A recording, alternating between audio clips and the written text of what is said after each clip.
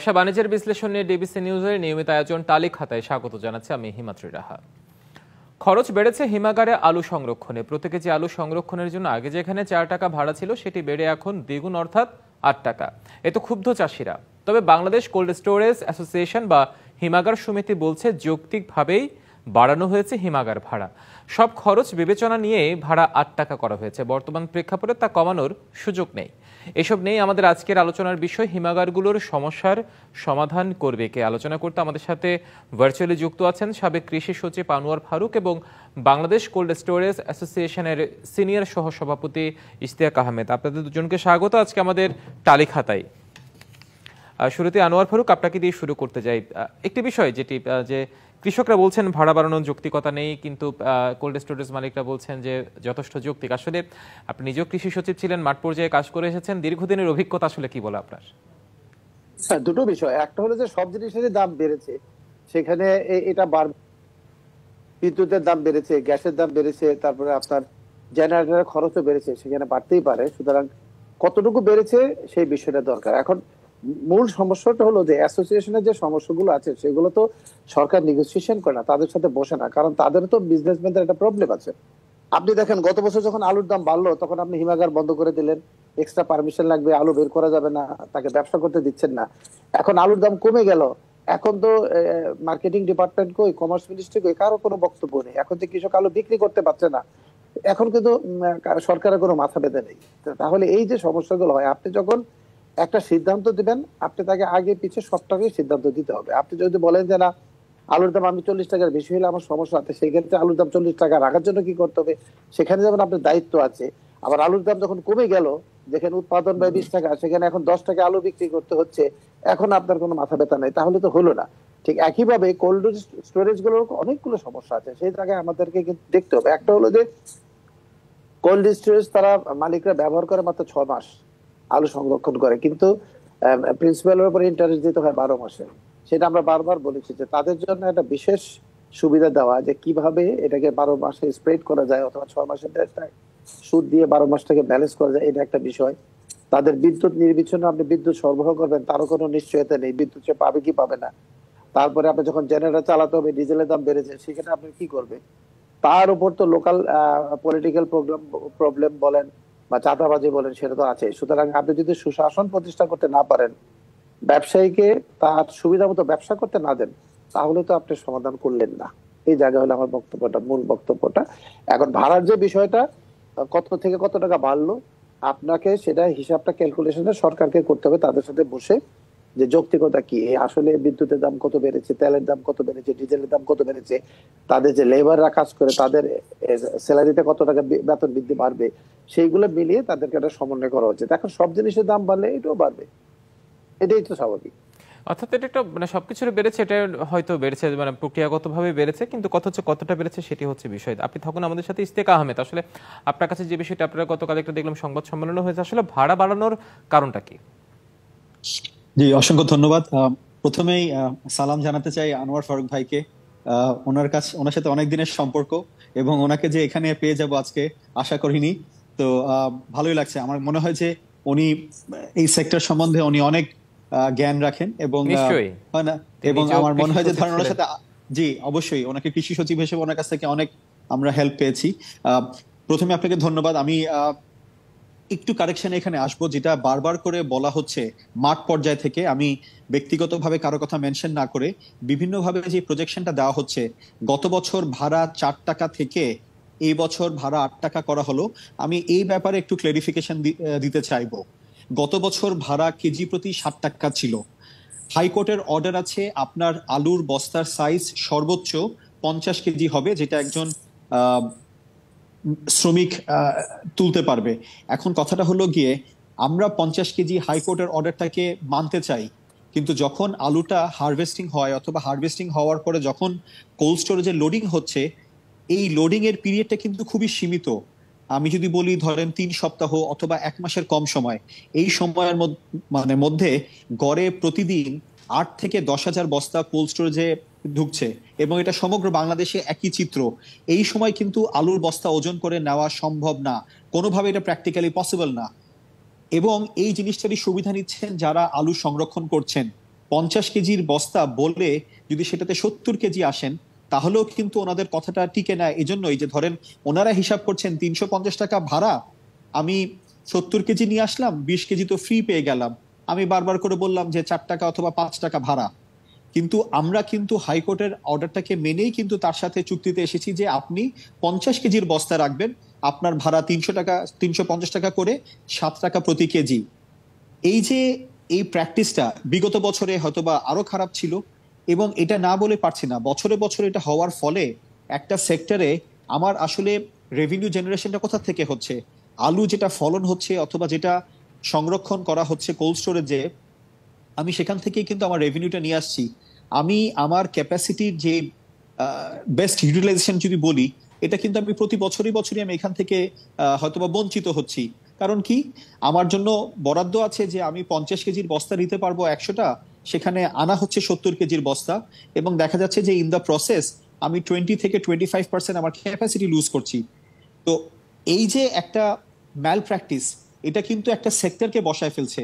আপনি চিন্তা করছেন যে আপনি আলুর দ্বারা আপনার খাদ্যের নিশ্চয়তা, অথবা যদি বলি ধরেন বেসিক ফুড হিসেবে ভাতের পরে আলু আসছে, তো এটাকে আপনি কিভাবে করে এনশিওর করবেন থ্রু আউট দ্য ইয়ার যদি কোল্ড স্টোরেজ সাপোর্ট না থাকে?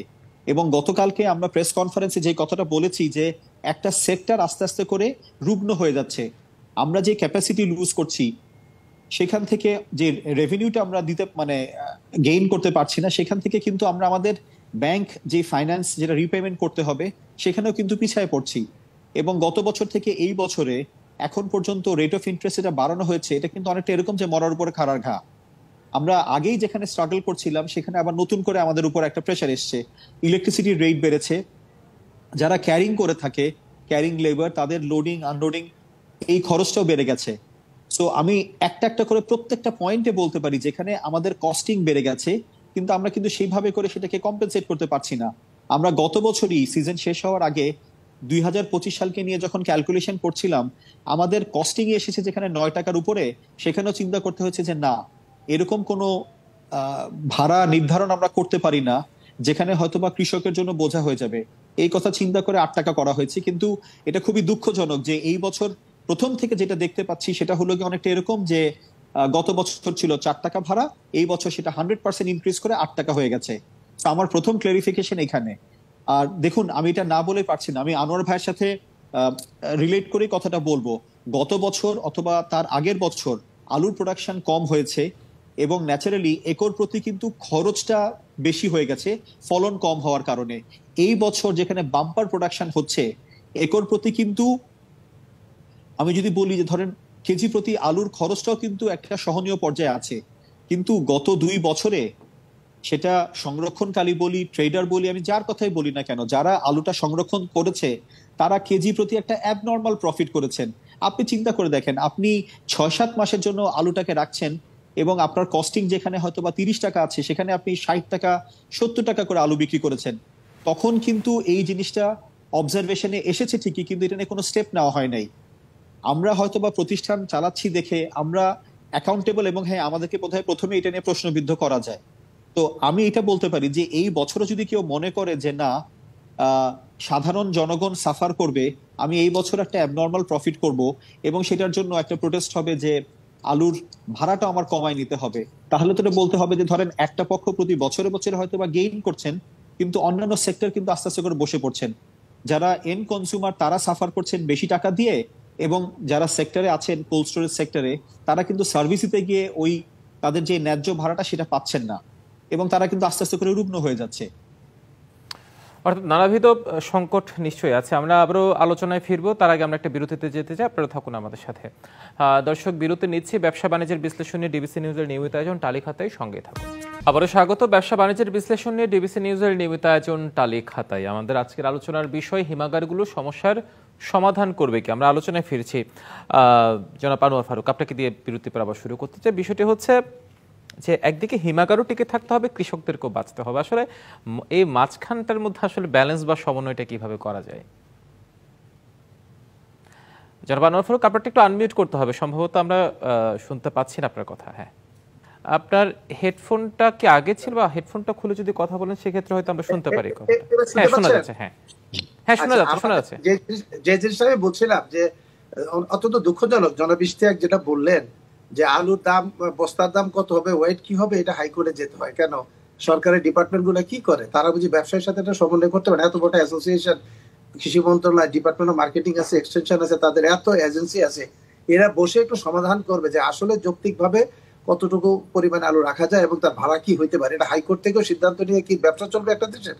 সুশাসনে আমাদের কত অব্যবস্থাপনা, এটাই আমি বলতে চাই প্রথমে। এখন সমন্বয়হীনতাটা যেটা আছে, আমি বারবার বলছি যে সমন্বয়হীনতাটাকে সরকারকে উদ্যোগ নিতে হবে, এবং এই উদ্যোগটা নিতে হবে কৃষি মন্ত্রণালয়কে, যে তারা বসে অ্যাসোসিয়েশনগুলোর সাথে বসবে, তাদের কি সমস্যা যৌক্তিকভাবে এগুলো বিবেচনা করে দিতে হবে। কারণ আপনি দেখেন যেটা ইশতিয়াক সাহেব কিছুটা হলেও ব্যাখ্যা করেছেন যে আপনার এক একটা ক্যাপাসিটি কারো 4,000 টন, কারো 5,000 টন, তারা কি ফুল ক্যাপাসিটি ইউটিলাইজ করতে পারে? কোন কোল্ড স্টোরেজ আমি দেখিনি গত কয়েক বছরে ফুল ইউটিলাইজেশন। আপনি যদি 80% ইউটিলাইজেশন করেন তাহলেই তো আপনার প্রফিট মার্জিন কমে গেল, তাহলে আপনার এই যে লসটা, এটা আপনি রিকভারি করবেন কোথেকে? Number one is to. আমার যে 500 কোল্ড স্টোরেজ আছে সবগুলো কি চালু তো আছে? সবগুলো নাই। 100-র বেশি আপনার এখন বসে আছে, রুগ্ন হয়ে আছে, চলছে না। তো এইগুলাকে যদি আপনি আবার চালু করতে না পারেন, তাহলে তাদের যে লায়াবিলিটি গুলো আছে এগুলো কে পরিশোধ করবে? সুতরাং আমরা আগেও বলেছি যে এখানে এখন ইন্ডাস্ট্রি হিসেবে এটা বলে শিল্প মন্ত্রণালয় দেখবে, আবার আলু, এগ্রিকালচার কমোডিটি, এগ্রিকালচার কে দেখবে? সুতরাং এই জায়গাটাতে আমরা মনে করি কৃষি মন্ত্রণালয়, শিল্প মন্ত্রণালয় এবং কোল্ড স্টোরেজ অ্যাসোসিয়েশন বসে এটার সমাধান করা উচিত। কারণ এটা গত 1 বছর না, গত 15 বছর যাবত, 20 বছর যাবত আমি দেখছি একই সমস্যা। এতদিন দীর্ঘদিন তো একটা সমস্যা থাকার কথা নয়। সুতরাং অ্যাসোসিয়েশনের কিছু দোষ আছে, তারাও এই জিনিসটাকে ঠিক মতো তুলে ধরতে পারে না সরকারের কাছে, তারাও প্রেশার ক্রিয়েট করতে পারছে না। They should have create pressure on the government যে আমাদেরকে একটা সিস্টেমে আনেন, আমাদেরকে কাজ করতে দেন। আপনি গত বছর বীজ আলু যখন বিক্রি হবে, কৃষক নিতে আসবে, তখন বলে যে আবার জেলা প্রশাসনের পারমিশন নিতে হবে। আরেকটা ধাপ আপনি বাড়িয়ে দিলেন, আরেকটা খরচ বাড়ালেন। কেন এইসব? কেন হবে? ব্যবসা ব্যবসার মতো চলবে। আলুর কি বাজার, সরকার যে এত নিয়ন্ত্রণ চেষ্টা করেছে, দাম কি কমাতে পেরেছিল? কখনই পারবে না। এটা ডিমান্ড এন্ড সাপ্লাই, বাজারে থাকলে দাম কমবে। কৃষকরা দাম পায় নাই, গত 2 বছর আলু করে নাই, এবছর দাম বেড়েছে, চেষ্টা করেছে, কিন্তু এখন বাজারের যে অবস্থা, যদি এটাই হয়, কৃষকের 10 টাকা আর 12 টাকা আলু বিক্রি করতে হয়, তাহলে এই কৃষকের এই দুঃখ দুর্দশা কে দেখবে বলেন? এটা কোনোভাবেই অ্যাকসেপ্টেবল না। অর্থাৎ সরকারের যে সংস্থাগুলো আছে, কৃষি অধিদপ্তর, কৃষি মন্ত্রণালয় বা বিপণন ব্যবস্থাপনা বলে একটা টার্ম আছে, সবাই যদি আসলে আন্তরিক হয়, এই জায়গায় আসলে বিষয়টা কিছুটা হলো নিয়ন্ত্রণ করা যায়। ইশতিয়াক আহমেদ, আপনার এখানে আন্তরিকতার একটা গ্যাপ হয় কি জানেন? আন্তরিকতা মনে যে সরকার মনে করে যে প্রাইভেট সেক্টর খুব ব্যবসা করে, তারা তো অনেক টাকা, তারা শুধু ব্যবসাই করে। এই সব জায়গায় ব্যবসা নয়, ব্যবসাটাতে করার জন্যই তারা করে, কিন্তু ব্যবসাটা করে তারা তো ব্যাংক থেকে বড় করেছে, তার একটা ইন্টারেস্ট আছে, তার নিজের এফোর্ট আছে, সে তো চাকরি করে না, এটা দিয়ে সে তাকে চলতে হবে। সুতরাং তাকে তো সেই সুযোগটা দিতে হবে। আমাদের আমাদের অ্যাটিটিউডটা গভর্নমেন্টের এখনো পুরো প্রাইভেট হয় নাই, পুরো বিজনেস না। আমরা এখনো সরকার মনে করি যে সব নিয়ন্ত্রণ করতে চাই, এই জায়গা থেকে আমাদের বেরিয়ে আসতে হবে। নিশ্চয়ই। ইশতিয়াক আহমেদ, আপনার পর্যবেক্ষণটা জানতে চাই, এবং কি করলে আসলে আসলে হিমাগারের যে সমস্যার সমাধানটি আছে, এটি আসলে করবে কে, কারা করবে?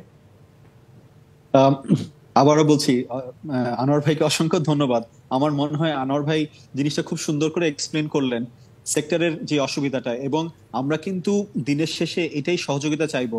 আমি এখানে একসেপ্ট করে নিচ্ছি যে হ্যাঁ, হয়তোবা বাংলাদেশ কোল্ড স্টোরেজ অ্যাসোসিয়েশন জিনিসটাকে প্রপারলি প্লেস করতে পারে নাই, সেজন্যই আমরা হয়তোবা গভর্নমেন্টের সাথে ওই জিনিসটাকেই নেগোশিয়েট করে ওই পর্যায়ে নিতে পারিনি যে আমরা কি সার্ভিস সেক্টর হিসেবে বিবেচিত হব নাকি এগ্রিকালচার সেক্টর হিসেবে বিবেচিত হব। যদি এগ্রি সেক্টরের মধ্যে পড়ি, তাহলে কিন্তু আমরা বেনিফিটের জায়গায় গতকালকে যে কথাগুলো আমরা বললাম, এগ্রিকালচারের জন্য যেখানে ব্যাংকের ঋণের সুদের হার সিঙ্গেল ডিজিটে আছে, সেখানে কিন্তু আমাদেরকে যে কোনো রেগুলার সেক্টরের মতন ডাবল ডিজিটে এখন ইন্টারেস্ট বেয়ার করতে হচ্ছে। 7% পর্যন্ত এগ্রিকালচার লোনের ফ্যাসিলিটি আছে, কিন্তু আমরা সেই জিনিসটা কখনোই অ্যাভেল করতে পারিনি। আমাদেরকে প্রতি কোয়ার্টারে ইনস্টলমেন্ট দিতে হচ্ছে, প্রিন্সিপাল এবং ইন্টারেস্ট সহ। কিন্তু যদি সেক্টরটা সম্বন্ধে গভর্নমেন্ট কখনো এই জিনিসটা চিন্তা করতো, আমি যদি বলি যে ধরেন ফাইন্যান্স মিনিস্ট্রি যদি এই জিনিসটাকে রিয়েলাইজ করতো যে কোল্ড স্টোরেজ সেক্টরে রেভিনিউ জেনারেশন হয় মূলত জুলাই অথবা অগাস্ট মাস থেকে শুরু করে নভেম্বর ডিসেম্বর মাস পর্যন্ত, তো প্রথম 2টা কোয়ার্টারে কিভাবে করে একটা কোল্ড স্টোরেজ রেভিনিউ যদি জেনারেশন না করতে পারে, কিভাবে করে ইনস্টলমেন্ট পে করবে? অথবা আমি যদি বলি যে ধরেন এটা বিএডিসির কোল্ড স্টোরেজের বেলায় এটা উল্লেখ করা হয় যে তারা ইলেকট্রিসিটিতে একটা ভর্তুকি পাবে, যে জিনিসটা বলা হচ্ছে যে তারা পিওরলি সিড রাখছে, কিন্তু এটা আপনারা নিজেরাই পর্যালোচনা করে দেখতে পারেন যে সবচেয়ে বেশি সিড স্টোরিং করছে কিন্তু যারা প্রাইভেট সেক্টরে কোল্ড স্টোরেজ গুলো আছে, কিন্তু আমরা কিন্তু কখনো সেই বেনিফিটটা পাচ্ছি না। ইলেকট্রিসিটি কিন্তু আমাদেরকে যদি বলি রেগুলার যে রেটটা আছে পিক এবং অফ পিক আওয়ারে, আমরা কিন্তু সেটাই বেয়ার করে যাচ্ছি। তা আমাদের যে কস্টিংটা সেটা কিন্তু কখনোই আমরা ওই জায়গায় নিতে পারছি না যেখানে হয়তোবা একটা বেনিফিট অর্থাৎ এই জায়গাগুলো যদি এবারে ফ্লেক্সিবল না হয়, মানে ব্যবসা বান্ধব না হয়, বা সর্বোপরি আসলে এই বিষয়গুলো আন্তরিকতার যদি অভাব থাকে, সেক্ষেত্রে আসলে কোনো পদক্ষেপে নিশ্চয়ই কাজ করবেন। ইশতেক আহমেদ এবং আনোয়ার ফারুক, আপনার দুজনকে অসংখ্য ধন্যবাদ আপনার যে মূল্যবান পর্যবেক্ষণ তালিকাতে এসে তুলে ধরার জন্য। দর্শক, ব্যবসা বাণিজ্যের বিশ্লেষণে ডিবিসি নিউজের নিয়মিত আয়োজন তালিকাতে আজ এ পর্যন্তই। সঙ্গে থাকুন।